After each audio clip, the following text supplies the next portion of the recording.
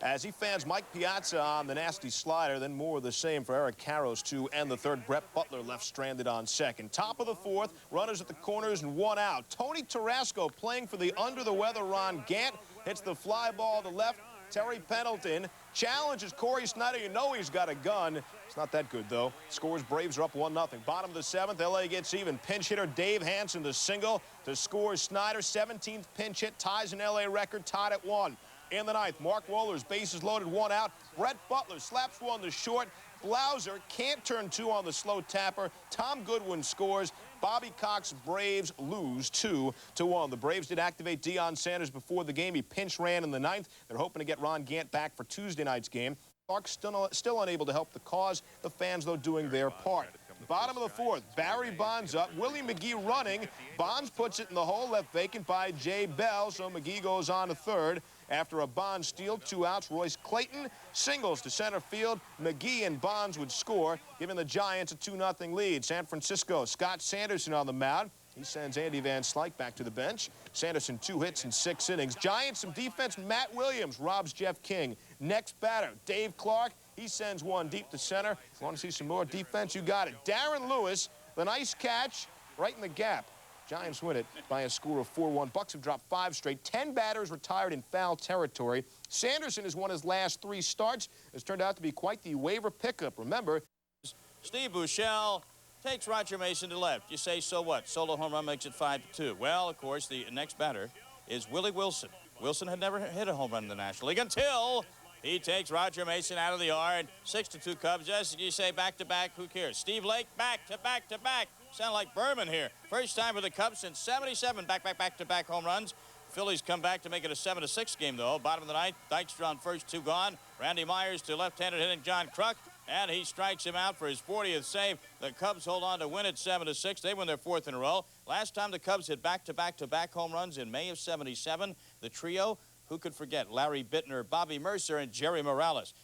Girardi, Rondell White, just brought up from AAA with a diving effort to left, makes the catch, but dislocates his pinky finger. Ouch. Bottom of the 8th, score tied at 3. One out, Marquise Grissom comes through, tags a single off Bruce Ruffin to score Joe Siddall, and the Expos win at 4-3. They've won 10 of 11. They won 13 out of 15. They have a 3-game set with the Phillies later this month in Montreal, and they trail by 8.5.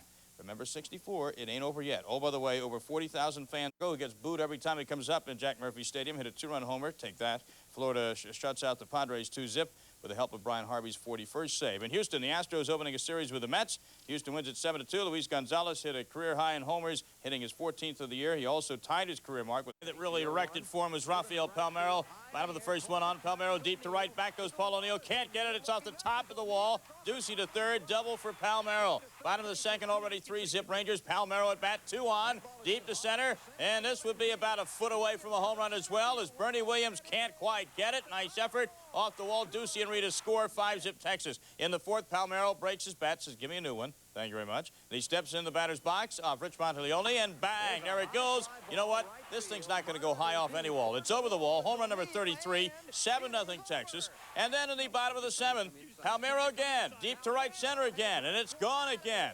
Rafael Palmeiro, with about 4 extra feet, could have had 4 home runs. And yes, it's Mickey Hatcher, one of the coaches, bowing down to Rafael Palmeiro. What a night he had. 291 average, 11 homers, 31 RBIs in his career against the New York Yankees. The Yanks are 3-7 against the Rangers since '89. The Rangers have a 22-6 record against the Yanks. Scott in Chicago, Jack McDowell consistently great. 58 wins for Blackjack in the last 3 seasons, gunning for 22 this year alone. Against Aaron Seeley, who has already enjoyed the highs and the lows. Winless in his last 5 starts after winning 6 straight to open his career. Now flash back to '85. Boston's Bruce Keeson facing the Blue Jays' George Bell. And this, of course, led to the now infamous Bell karate kick. No lessons needed. So as George changed, Red Sox, White Sox meeting at Comiskey. Aaron Seeley on the mound for Boston, facing George Bell. Bottom of the second, a little brush back. High inside pitch. George stares back. Next pitch, Seeley gets closer. In fact, he hits him, and George charges the mound. Bell takes a swing at him, and he hits nothing but air, and then the brawl ensues, everyone getting into it. Bell would be the only one ejected. If you watch on the replay, if you have to be a pitcher, it would be nice to have Mo Vaughn as your first baseman. There you see the miss And then you see the hit by Mo Vaughn. Now to the good stuff, which is the baseball itself. Ellis Burke, some great defense. The sliding catch in foul territory. Jack McDowell going for 22, tied at 1 in the 7th. Rob Deere, solo shot to left. Red Sox lead by a score of 2-1. Deere's very next at bat. He would take McDowell again out of the park. How many people have done that this year? Jack not very happy, and actually would wind up arguing with home plate umpire Durwood Merrill, who promptly tosses Blackjack out of the game. They argued balls and strikes. The Red Sox break a 5-game losing streak. The White Sox have scored a total of 2 runs in their 6 losses to the other Sox. But on the fight, Aaron Seeley on his confrontation with George Bell. I was like, oh, no. And I wanted no part of that. Like I said, I mean, I ducked and backed out of there as fast as I could. Second inning, Dave Fleming on the mound for the M's facing Mike Pagliarulo. He grounds one softly to Dave Magadan, who can't handle it. Rather tough play. And that miscue would prove costly because 2 batters later, Jack Voigt, who's been hot of late, hits a shot deep into the Baltimore night. He got all of this thing. His 5th homer of the year. Orioles would take a 2-1 lead. Meanwhile, Big Ben McDonald had his good stuff going on Monday night. As Fleming contemplates the gopher ball, this is McDonald to Mike Blowers.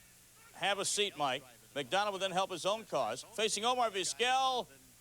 And I had it all the way. He snares the shot up the box. Big Ben receives the standing O as he leaves the game. The Orioles win it 5-1. They've won 8 in a row. They've won 12 out of the last 15 at home.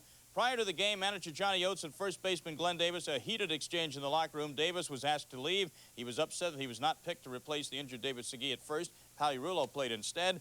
He went 2 for 4 with 2 runs scored. In the American League East standings, it's Toronto now by a half game over the Yankees.